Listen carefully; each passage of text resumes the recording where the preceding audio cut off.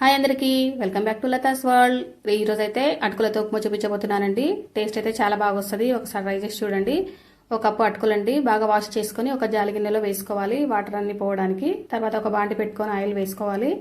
Oil heat అయిన తర్వాత కొన్ని ఆవాలు వేసుకొని చిటపటమన్న తర్వాత కొంచెం జీలకర్ర వేసుకోవాలి, కొన్ని పల్లీలండి, కొంచెం శనగపప్పు, కొంచెం మినపప్పు వేసుకొని మంచిగా ఫ్రై చేసుకోవాలి. తర్వాత ఒక ఆనియన్ వేసుకోవాలి, చిన్న చిన్నగా కట్ చేసుకోవాలి. తర్వాత పచ్చిమిర్చి ఒక 4, కొంచెం కరివేపాకు వేసుకొని మంచిగా ఫ్రై చేసుకోవాలి. ఆలుగడ్డ అండి ఒక చిన్న చిన్న ముక్కలుగా కట్ చేసి వేసుకోవాలి. తర్వాత కొంచెం పసుపు, కొంచెం సాల్ట్ వేసుకొని మంచిగా ఫ్రై చేసుకోవాలి. క్యాప్ పెట్టుకొని మంచిగా మగ్గించుకోవాలండి, సిమ్లో ఉంచుకోవాలి. మగ్గిన తర్వాత ఒక టమాటా వేసుకోవాలి. వేసుకొని మంచిగా కలుపుకొని క్యాప్ పెట్టుకోవాలి. గుజ్జులా వచ్చే వరకు మంచిగా ఫ్రై చేసుకోవాలి. తర్వాత అటుకులు వేసుకోవాలండి. అటుకులు వేసుకొని మంచిగా కలుపుకోవాలి.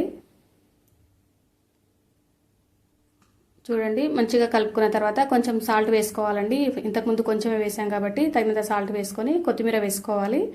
వేసుకొని కలుపుకోవాలండి. అంతేనండి, ఈజీ ప్రాసెస్. ఒకసారి ట్రై చేసి చూడండి. Thank you for watching.